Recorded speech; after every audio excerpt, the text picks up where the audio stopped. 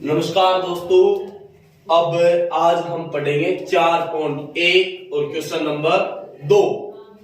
तो देखिए क्वेश्चन आपको स्क्रीन पर दिख रहा होगा। एक आयताकार भूखंड का क्षेत्रफल 528 वर्ग मीटर है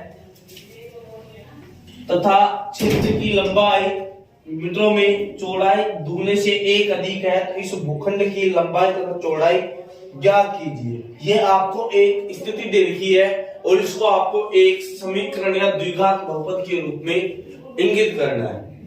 ठीक है, आपको दे रखा है एक आयताकार भूखंड। तो दूसरे क्वेश्चन नंबर 2 का पहला है और यह है आपका आयताकार भूखंड। ये आयताकार भूखंड है और इसके बारे में आपको दे रखा है। इसका नाम रख देता हूं मैं ए, बी, सी और डी। अब आयत का क्षेत्रफल दे रखा आपको कितना, 528। आयत का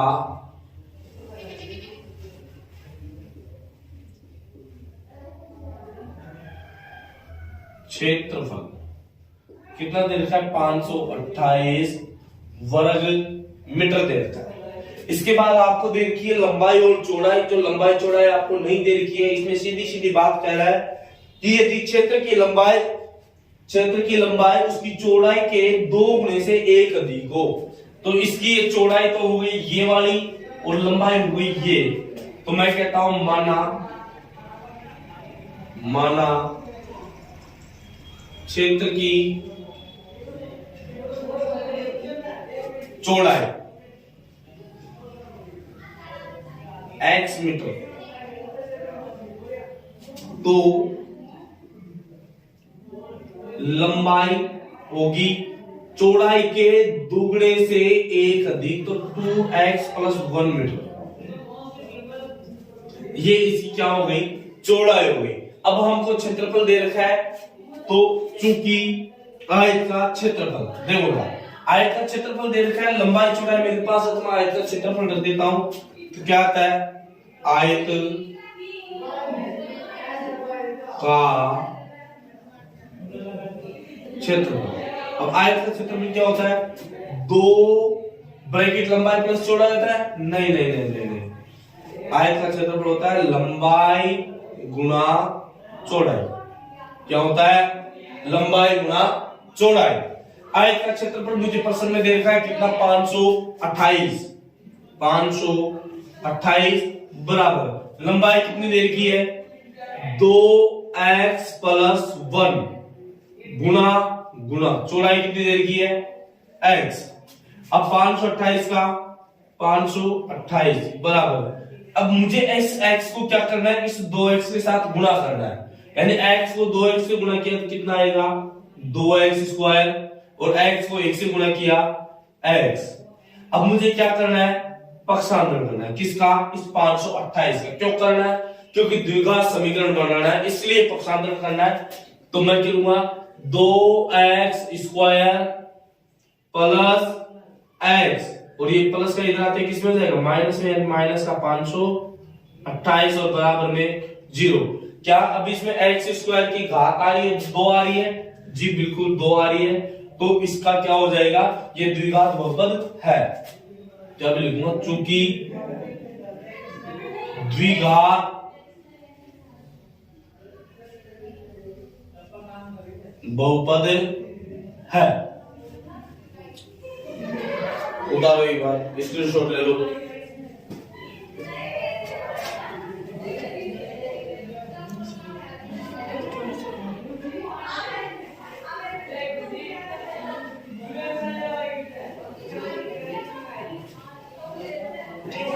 स्क्रीनशॉट ले लिया, ठीक।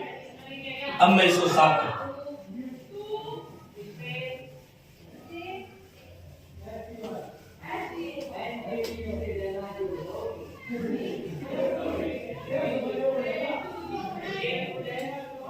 अगला प्रश्न देखो, आपका अगला प्रश्न है जो आपको स्क्रीन पर दिख रहा है। 2 क्रमागत धनात्मक पूर्णांकों का गुणनफल है 306।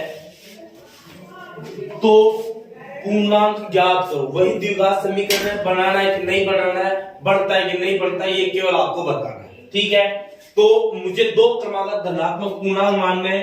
ये मैं पहला क्रमागत धनात्मक पूर्णांक मानता हूं और ये दूसरा वाला मानता हूं।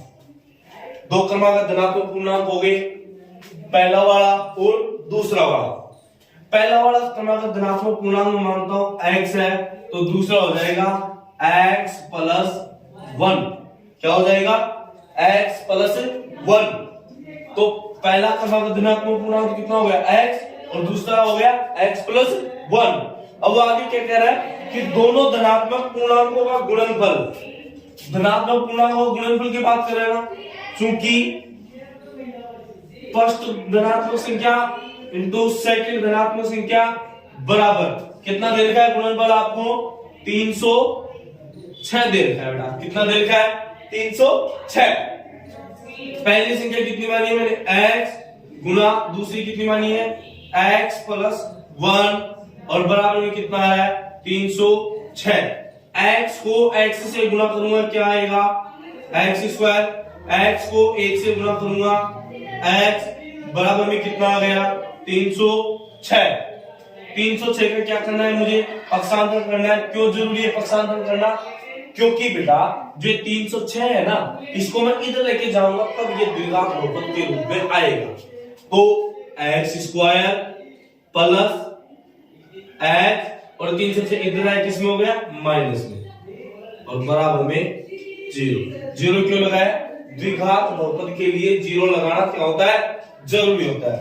तो बताओ क्या इसमें x की घात 2 आ रही है? आ रही है। तो यह भी एक क्या है? द्विघात बहुपद है। ठीक है, समझ में आ गया? स्क्रीनशॉट लो।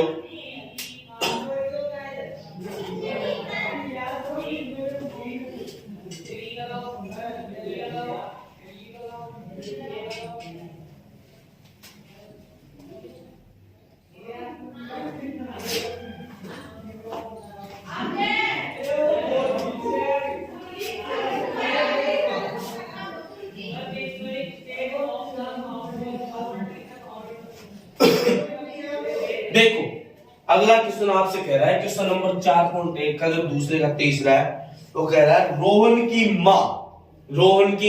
मां उससे 26 वर्ष बड़ी है। किससे? रोहन से रोहन की मां। तो एक तो आ रहा है कौन? रोहन। एक तो कौन आ रहा है? रोहन। और दूसरा कौन आ रहा है? रोहन की मां। अब भाई मां बड़ी है तभी तो रोहन पैदा हुआ है, तो भाई मां तो बड़ी ही होगी। अब देखो आगे, रोहन की मां उससे 26 वर्ष बड़ी है यदि उनकी आयु का गुणनफल अब से 3 वर्ष बाद 360 हो जाएगा। 3 वर्ष बाद, यानी रोहन की मैं आयु मानता हूं एक तो कौन सी? इधर देखो, आयु होती है वो 3 उम्रों में चलती है। पहली वाली होती है वर्तमान, एक चलती है भूतकाल जो आज से पहले थी, और एक होगी भविष्य, यानी वर्तमान, बाद में और पहले। ठीक है, अब कह रहा है प्रश्न, रोहन की मां रोहन से 26 वर्ष बड़ी है, यानी रोहन की वर्तमान उम्र कितनी है? x।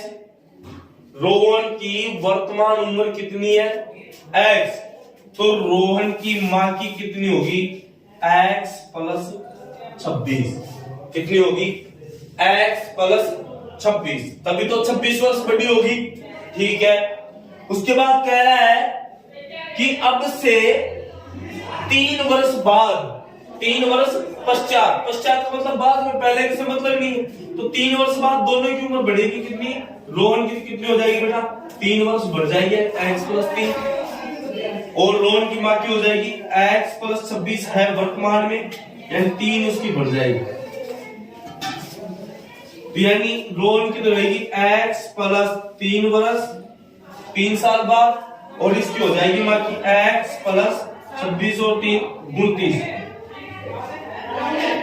अब प्रश्न आपसे आगे कह रहा है कि यदि उनकी आयु का गुणनफल 360 हो जाए 3 साल बाद, यानी 3 साल बाद इनकी आयु को यदि मैं गुणा करता हूं तो इनका गुणनफल कितना आता है 360।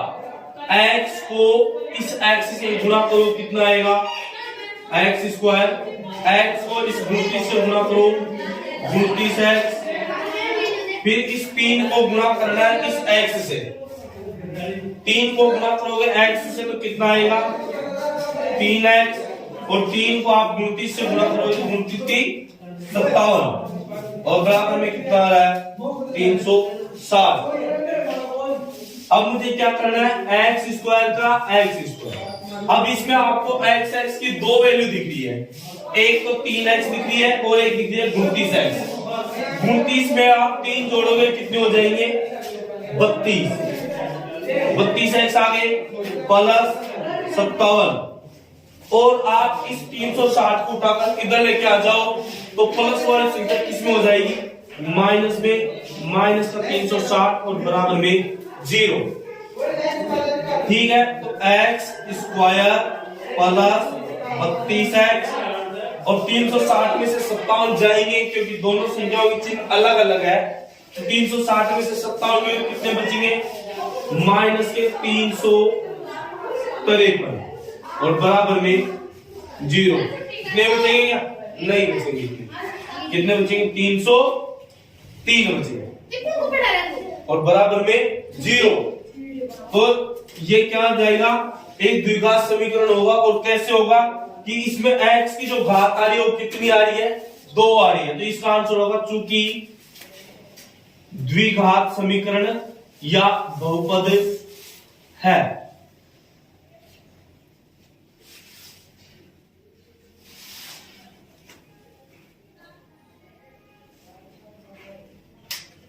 देखो नेक्स्ट क्वेश्चन आपका 4.1 का फाइनल।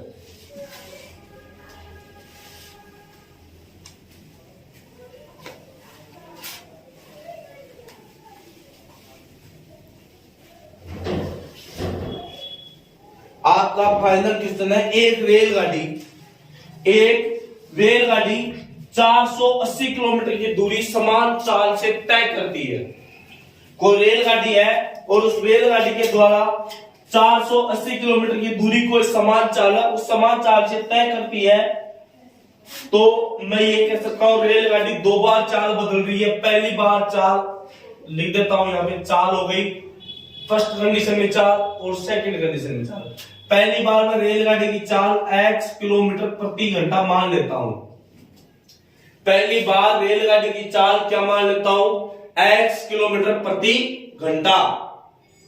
फिर दूसरी बार जब उसकी x किलोमीटर प्रति घंटा चाल रहेगी है तो क्या हो गई चाल हो गई आपकी पहली बार, और वो दूरी कितनी ले रही है 360 किलोमीटर।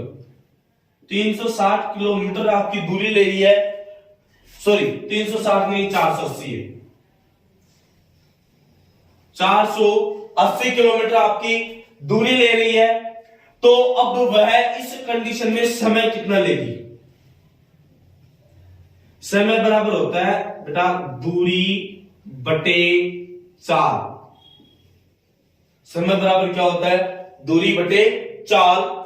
तो अब बताओ दूरी कितनी है 480 किलोमीटर, और चाल कितनी है x किलोमीटर प्रति घंटा। किलोमीटर से किलोमीटर कटा तो उसने समय कितना लिया 480 बटे x हावर।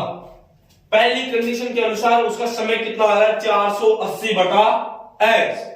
दूसरी कंडीशन में कह रहा है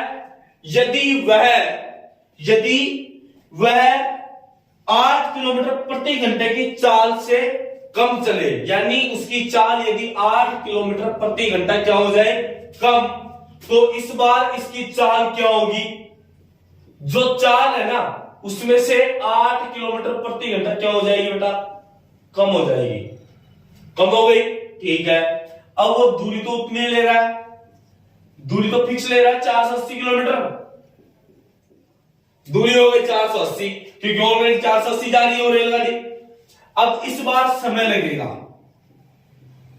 इस बार समय लगेगा, वही सूत्र काम करेगा, दूरी बटे चाल, और दूरी बटे चाल होती है बेटा, दूरी कितनी है 480 किलोमीटर बटे चाल कितनी है, इस बार कम हो गई ना, तो x माइनस 8 किलोमीटर प्रति घंटा, किलोमीटर से किलोमीटर कट गया, तो इस बार इसकी चाल समय आ गया बेटा 480 बटे x माइनस 8 घंटे। अब प्रश्न आपसे आगे कह रहा है कि यदि वह उस दूरी को 3 घंटे किसमें कम अधिक लेती है, अधिक लेती है ना 3 घंटे, तो एक बात बताओ, जिसकी चाल अधिक होगी वो समय कम लेगी, जिसकी चाल कम होगी वह समय अधिक लेगी। जिसकी चाल क्या होगी अधिक, वो समय क्या लेगी कम, और जिसकी चाल कम होगी वह समय अधिक लेगी। अब चाल इसमें कम थी, इसमें कम है, इसमें कम होगी, तो ये समय क्या है, चाल कम है ना, तो समय ये ज्यादा है, और चाल इसमें अधिक है, समय ये कम है। यानी अब प्रश्नानुसार मैं घटाऊं तो 480 बटे x माइनस 8, और इसमें से ये वाला समय घटा दूं 480 बटे x, और इस प्रकार मेरे पास कितने घंटों का फर्क आता है, 3 घंटे का। कितने घंटे का आता है, 3 घंटे का।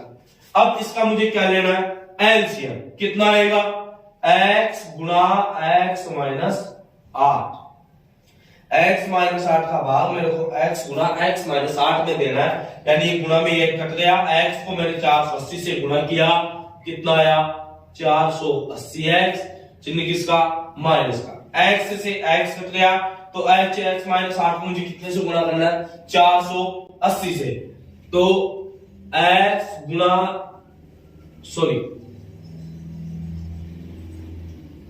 x माइनस 8 गुणा 480 और बराबर में 3, इसके नीचे क्या मालूम है 1। देखो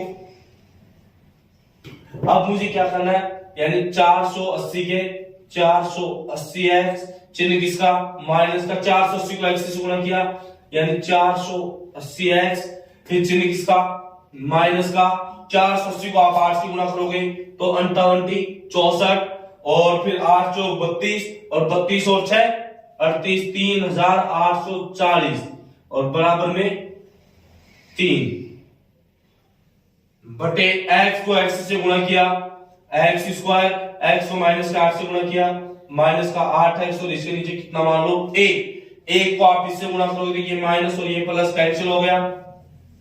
इधर देख लो, आगे देखो ना, क्योंकि लास्ट क्वेश्चन आपका माइनस के 340, सॉरी माइनस के 3840, माइनस के लग गए बटे x square minus 8, x square minus 8x बराबर 3 बटे 1 को आप इससे गुणा करोगे तो माइनस के 3840 बराबर 3 को आप x स्क्वायर से गुणा करोगे तो 3x स्क्वायर, 3 को आप माइनस के 8 से गुणा करोगे तो माइनस के 8 3 24x। गुरुजी गुणा क्यों किया है, क्योंकि इनको अपन क्या कर रहे हैं, वज्र गुणा कर रहे हैं। अब इस 3840 का प्रतिशत आप इधर कर दो, क्यों, क्योंकि मुझे द्विघात समीकरण के रूप में लाना है, यानी 3x स्क्वायर माइनस के 24x और माइनस का नहीं सॉरी प्लस का हो जाएगा, क्योंकि माइनस से इधर जाते किसमें होगा प्लस में, 3840 और बराबर में 0। तो बताओ क्या ये द्विघात समीकरण है, क्या इसमें x स्क्वायर की वैल्यू 2 आ रही है क्या, हाँ मुझे आ रही है, x की घात 2 आ रही है, तो यह एक द्विघात समीकरण है, यह एक द्विघात बहुपद या समीकरण है। स्क्रीनशॉट ले लो। इसी के साथ आपकी 4.1 पूरी होती है और आप सभी से निवेदन है कि इस वीडियो को ज्यादा से ज्यादा शेयर करो, ज्यादा से ज्यादा लाइक करो और चैनल को सब्सक्राइब करो। धन्यवाद।